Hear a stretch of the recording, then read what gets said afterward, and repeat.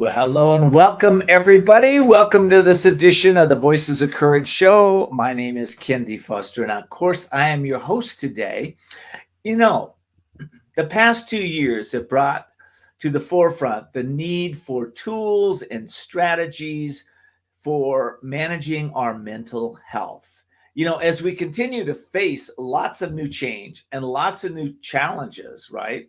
This is an important subject. If you let me give it to you this way. If you want to be loved, right, you got to start loving yourself. And if you want to move past burnout, if you want to move past stress, anxiety, worry, anger, fear, those kind of emotions, if you want to move past them, then you really have to start tuning into self-care and tuning into what's really happening in your life. We're here evolving, growing, and becoming the best version of ourselves. And to do that, we really have to take time to introspect, to take time to look at ourselves dispassionately, not with a bunch of passion behind it. Oh, look what's wrong with me, or look how great I am, dispassionately. And notice what's working in our lives and what's not working in our lives, and where we can change, where we can be a better version of ourselves, right? So I know you're my audience. I know you're already probably doing that. But if you're not, then this show is going to really help you to maybe establish some of those habits and also take off some of the limitations that are really stopping you from having more joy, more abundance, more health, more vitality, better friendships, better relationships, a higher quality of life. That's what we're talking about today. I have a guest that has a new book out, and we're going to be talking about that as soon as we get back from the break.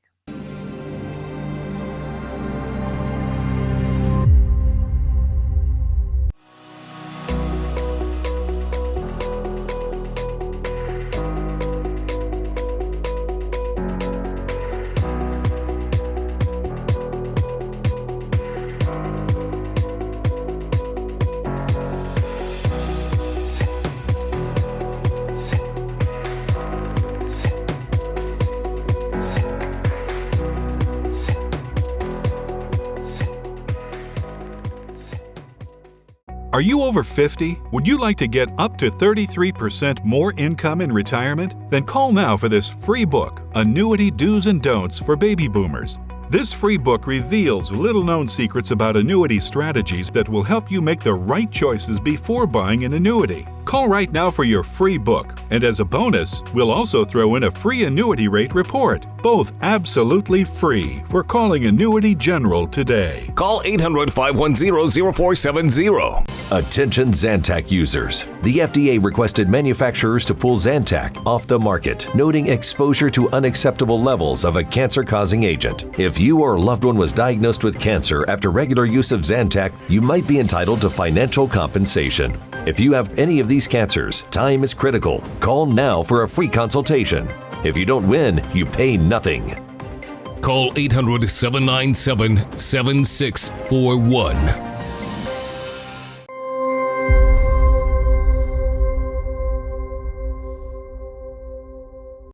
Well, welcome back, everybody. Elizabeth, welcome to the show. It's great to have you. Thank you so much, Ken. I'm so happy to be here.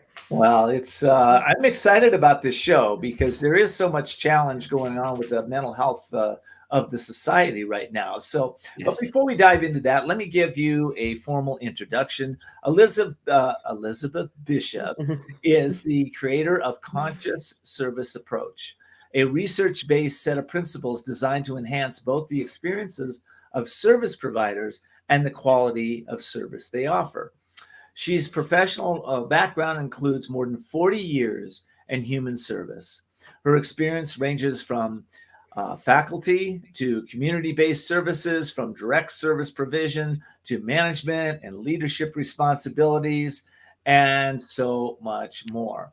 So, by the way, I named the show, after you, after all the service. I named the show after your book, actually, The Courage to Be of Conscious Service. Yes. So, I love that. Thank you. yeah. So, all right. As I mentioned in the opening, there's a lot of challenges going on in the world, My mentors used to tell me, if you feel bad, go find somebody that's feeling worse than you and help them out. Yeah. And there's a lot of truth to that, right? So how'd you get involved in the service industry? Oh my goodness. Okay, so I started way back. I often think of myself as one of those really lucky people who knew what they wanted to do early on in life. And so I was very much felt called. I read a book as a high school student that really inspired me. And I ended up moving into the direction of developmental services and then brain injury rehab. So I started, well, as you said, over 40 years ago. Yeah. And I just felt that call. And I think I was really connected to the sense that it would be a source of joy for me, that there was something about, I think I wouldn't have called it this at the time, but a curiosity about people and human beings and a desire to contribute in ways that I thought would be meaningful for me. Yeah, yeah. Well, that you are blessed to have that calling, and some of us, have the calling, we don't listen to it. That would be me. I started out as I went to school to become I was a sociology psychology major, and I wanted to come out and I wanted to be a parole officer at the time. And but shiny objects got in my way. I saw money, and I went down a different path. But then I came full circle about 26 years ago and went into coaching. So wonderful, which to me are all expressions of being of service. Parole officers, coaching, teachers, like in a traditional sense, but it so extends beyond that. Really, it's an energetic force. Absolutely. Being of service. Yeah. Okay, let's. I want to talk to you a little bit about. You have the new book out. Yes. It came out in April. You told me. Yes. And tell me a little bit about the book and what inspired you, first of all, to write it. Well, I would say that I was initially inspired many years ago from my own personal experiences, things that were going on in my own life. And I really started down a path of personal development and spiritual growth and got very absorbed in that, for sure. And at the time, I was working in a brain injury rehabilitation community-based service.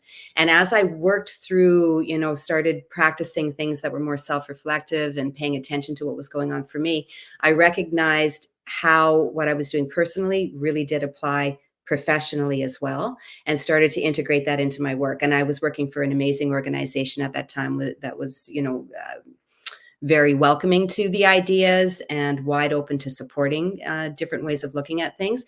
And that really restored me. I'd hit the wall of burnout a couple of times in my own life. And a key turning point for me was recognizing I needed to tune into what had meaning for me. And that's where I needed to put my focus. And that was sort of a mantra. What has meaning? Does this have meaning? And as long as it did, I kept moving forward. I mean, I moved forward in non-meaningful ways too, and that was part of the learning. But I think that's where it started. And then I took the work through as a teacher at the college level, working with people going into the field. I noticed gaps there. I took the work through my master's process, and that's where the idea of conscious service really was born. And then I started writing. Let me put the book up on the screen here, Conscious Service, so everybody can see it. It's an awesome book. And I've been told by you that they can get it at Barnes & Noble or Amazon or any booksellers out there. Anywhere, yeah. Yeah, Conscious Service. And so it's Conscious Service for those of you in my audio audience that are wondering where to find the book or what we're talking about. And the author is Elizabeth Bishop. Okay. So now, Elizabeth, there is a lot of challenges in the world right now. I mean, people are in stress. They are in burnout. They're worried about their future. They're in mindsets that you don't want to really hang around for very long. Yes. How does the book support people to maybe move through some of this? Well, the key piece for me, I mean, when I started my career too, burnout and the risk of burnout was a huge discussion, especially in service vocations, right? That we sort of expect that might happen. And a lot of the discussion was always about kind of Band-Aid things and doing, basic things that we all need to do to survive, really, right. Take care of our bodies and rest and pay attention to those things.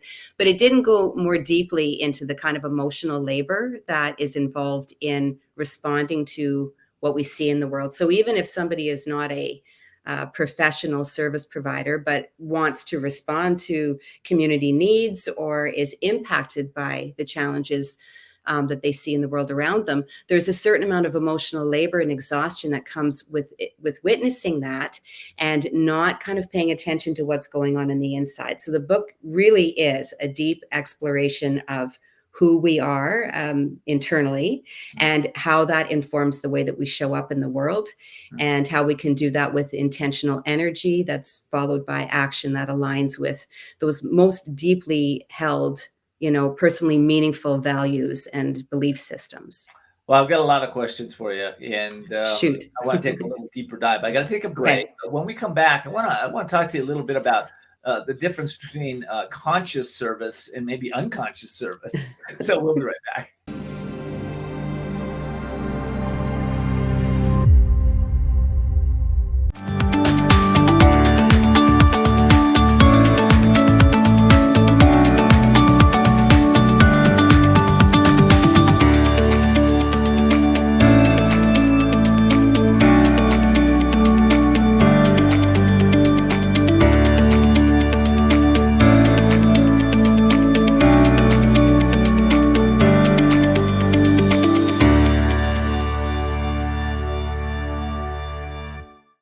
Here's an important message from the Diabetes Solution Center. Diabetics understand all too well the pain of pricking your fingers, but now by wearing a small remote device called a continuous glucose monitor or CGM, you can immediately reduce your pain. It's easy to use and helps you make more accurate diabetes treatment decisions. If you are testing your blood sugar 4 or more times daily, injecting insulin 3 or more times daily, or using an insulin pump, call the Diabetes Solution Center right now.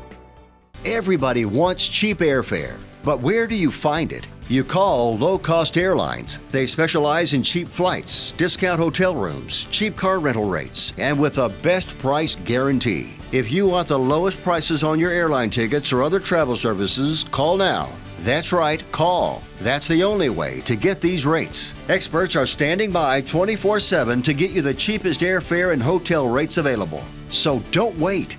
Call now.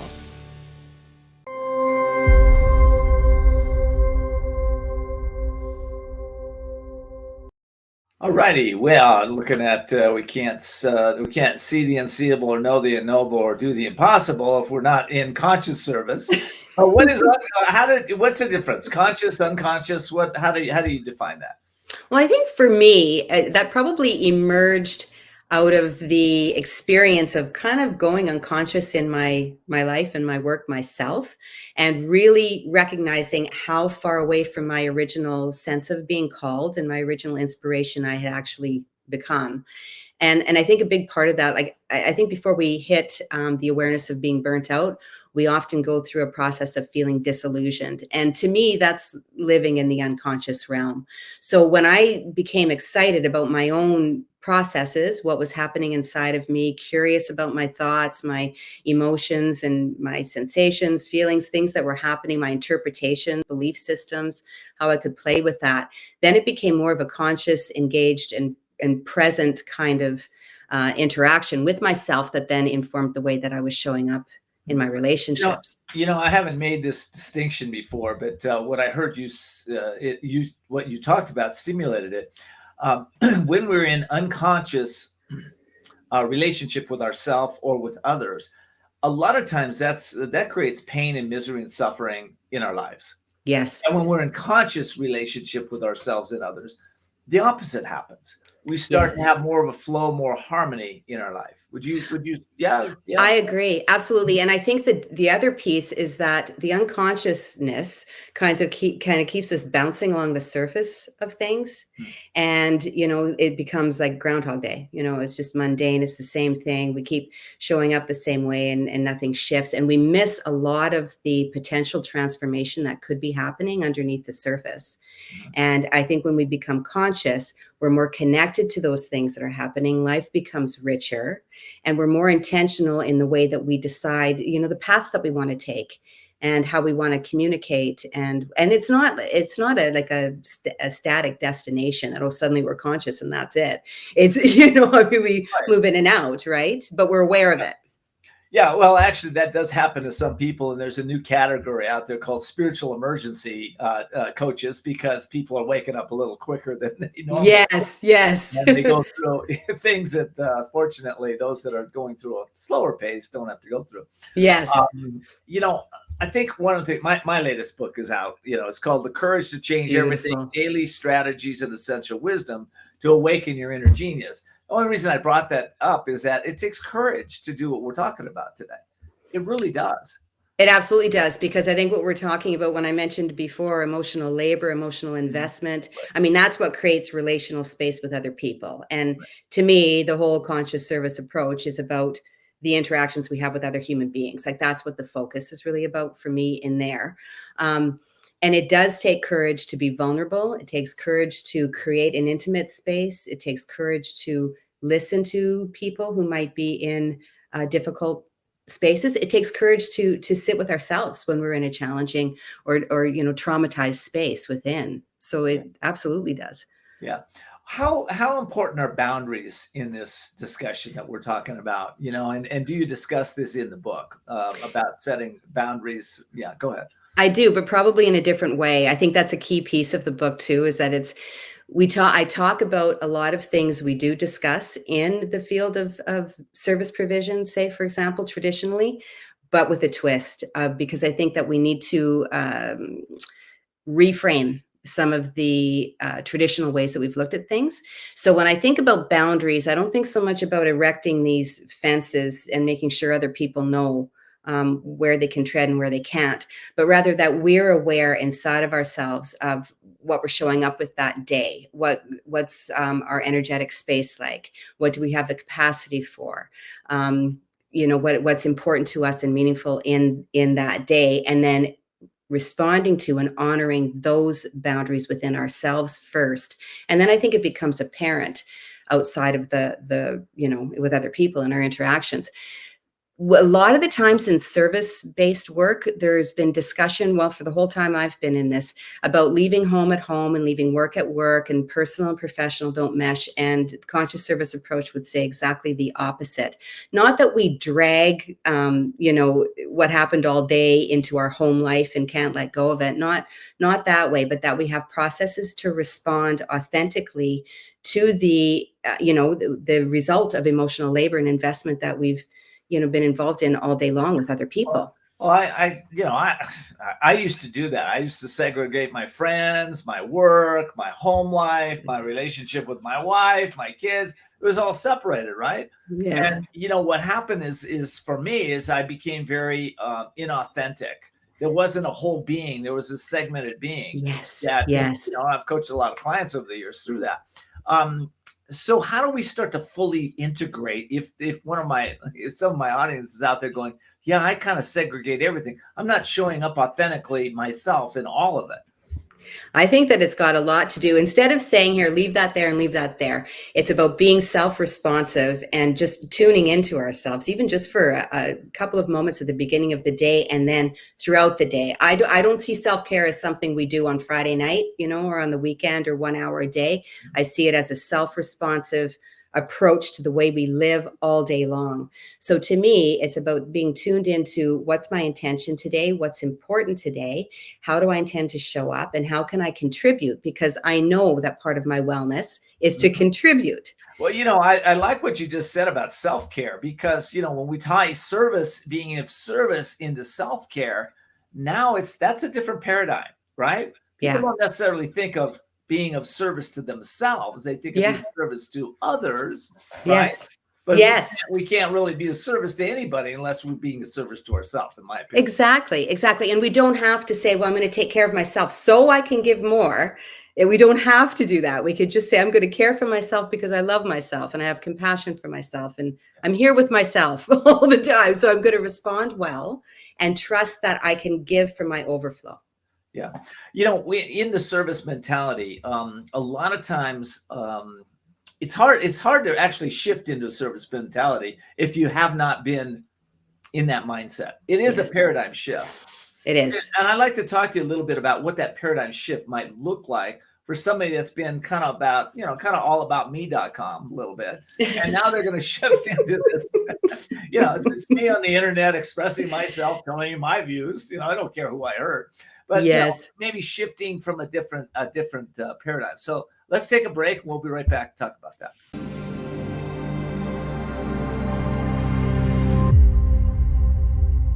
CBD, you've heard about it. It's helping people relieve chronic pain, improve sleep, and reduce stress. But how do you find science-based products that feel right for you? Feel Good Hemp was started after the founders used CBD oil to help their dad heal from a 3-month-to-live diagnosis. They deliver all-natural, lab-tested, high-quality products at affordable prices. So visit feelgoodhemp.org/courage and be sure to use coupon code COURAGE25 to get 25% off your first order.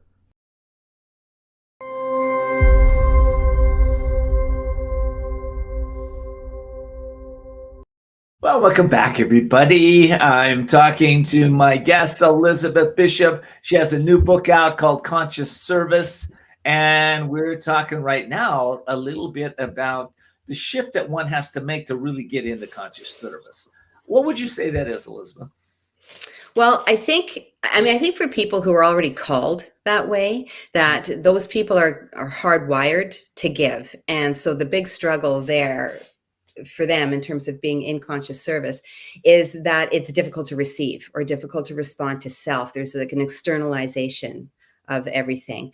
And before the break, you were talking about people who maybe have, been more wrapped up, sort of in what they're themselves a little bit. And yeah, the paradigm shift they have to make to get into that. which I think a lot of people are wanting to do that. I think the pandemic, that was one of the big wake ups of the pandemic, is how can I respond? How can I, maybe not in that word, in that language of being of service, but how can I help? How can I contribute to my community and do something here? Yeah. And so I think there is a desire, in the hearts of most of us to want to contribute. And I think one of the big paradigm shifts for me, and it's certainly something I'm continuing my research for with this work, is that service is not about self-sacrifice. I think we've been taught that service is sacrifice. That like you even said, I think, earlier on, like focus on somebody else who's worse off, or if I'm not feeling good, I gotta put my energy over here. I think, no, we need to first respond to what's going on inside of ourselves. Otherwise we run around projecting all over the place and not really contributing in meaningful ways. And we get, I think, confused. Yeah. I think what I meant by that, if you're in a place where you're down, you're depressed, you're burnt out, go help somebody else. Get out of yourself and go help somebody else. I wasn't thinking about self-sacrificing in any way. Yes. Yeah. But I think that is a big part of the paradigm right now, that service is a sacrifice. And so that means I'm going to have to give up, some other comforts. And I don't think that that's necessarily true at all. Yeah.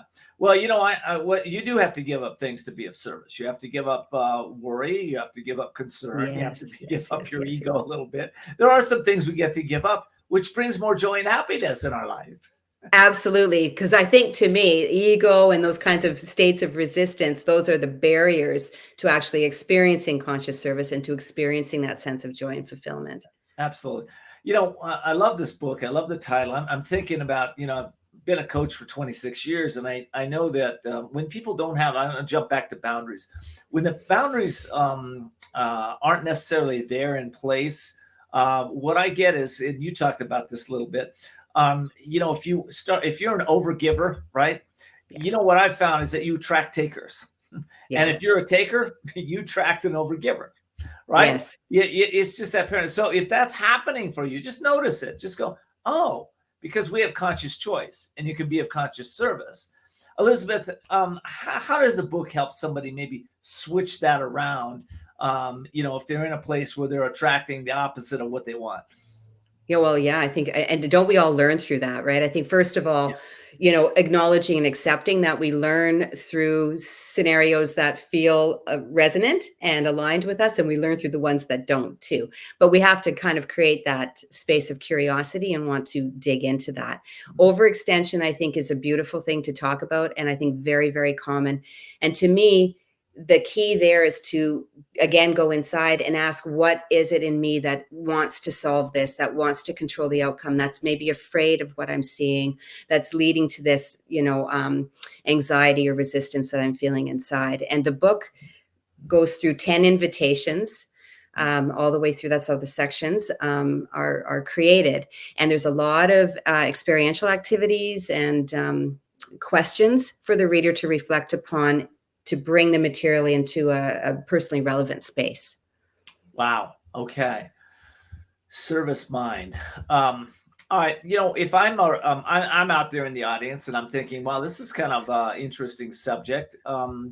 Why would I want to read the book? What would you say? What are the benefits to somebody reading this book? I think there's tons of benefits. Well, for me, of course, I've lived this process and I've seen the shift in my own life. I think the key takeaways of working with this, I'll call it a gift that came in my life, have been a restoration of my own sense of inspiration, a connection to what brings me joy and fulfillment and meaning in my life, and being able to understand myself, to decide how I want to be in the world and what I'm looking for, and to be able to celebrate that, to slow down, to move into a state of presence and engagement in my own life.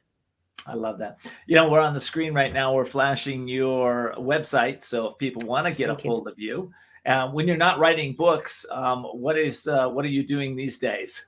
Well, I still teach for a post-secondary education. So usually with students who are working in human services or going into human services. And I am also doing some consulting work with different organizations that are looking to integrate these principles and, working on learning programs related to conscious service. And then, going outside for a lot of walks and runs and having fun with my grandson. I love it. Yeah, that's grandkids in life are a lot of fun. I've got a bunch of them. That's wonderful. That's awesome. All right. Well, listen, you got the mic. I'm going to ask you one last question and we're going to close the segment. Okay. So right now the world is going through a lot. Yeah. What is your message to the world? My message to the world would be to connect with yourself first, get curious about who you are, respond to yourself with love, and then trust that will overflow into the world and create space for for all of us to work together and to live together in a new kind of harmony and balance. Man, I love that. We are one. And thank you so much, Elizabeth, for being here. I really appreciate it. You did a great job. And I hope everybody go and get your book. It sounds like a wonderful book. Thank you so much, Ken. All right. Well, for all of you that are listening to Voices of Courage, I want to encourage you, as I do every day, every time at the end of the show, I want to encourage you to let your family and friends pick one person that will benefit from listening to this show and just give it to them. Right? You can go on our YouTube and forward YouTube. You can go on our Facebook and forward the show. A lot of ways to do it. You can go on voicesofcourage.us and get all of our replays. And you can become a member of our insiders group on my site there, voicesofcourage.us. If you become an insider, what will happen is you will get, sometimes we get books from our guests. Sometimes we get other products and services from them. You're going to get some information from me. You get to get some behind the scene interviews. There's a lot of cool things. So I hope you'll check us out, voicesofcourage.us, and check out the membership. Until next time, I encourage you to continue to look for and seek and see the unseeable and know the unknowable and do the impossible in your life.